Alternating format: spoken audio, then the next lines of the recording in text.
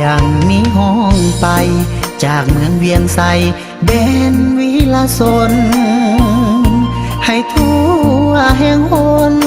ได้ฟังแล้วจะชื่นใจขนานนามซื้อก่อนนั้นเขตทงนาไกลนามว่าซื้อเวียงไสฟังอยู่ในใจคนลาวเสมอเสียงนี้ก้องไกลถิ่นเมืองเวียงไสของลาวนี้ข้าขอสมสายเมืองวิลาสนแห่งสาเป็นฐานที่มัน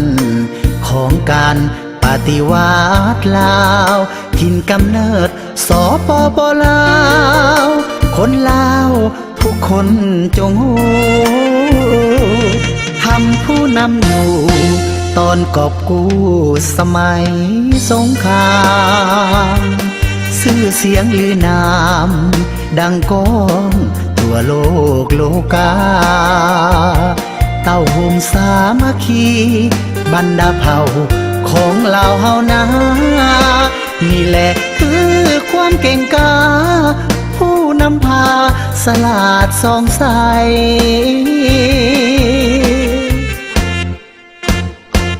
เสียงนี้จากใจของเมืองเวียงไสเรียบแคมน้ำสิมเสิร์นลองมาซิม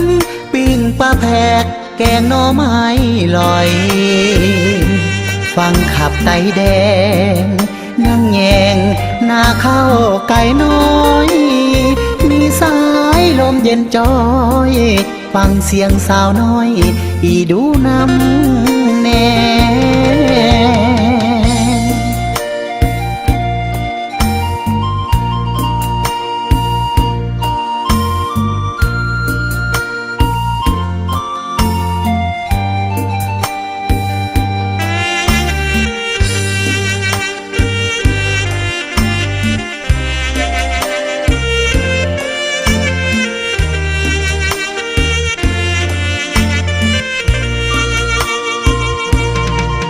ผู้นำอยู่ตอนกอบกู้สมัยสงครามชื่อเสียงลือนามดังก้องทั่วโลกโลกาเต้าโฮมสามัคคีบรรดาเผ่าของเราเฮานานี่แหละคือความเก่งกาผู้นำพาสลาดสองใส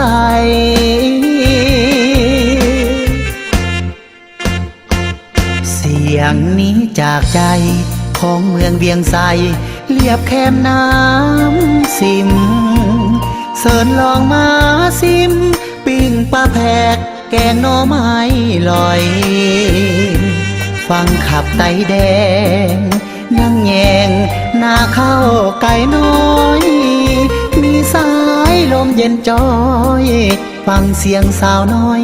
อีดูน้ำแน่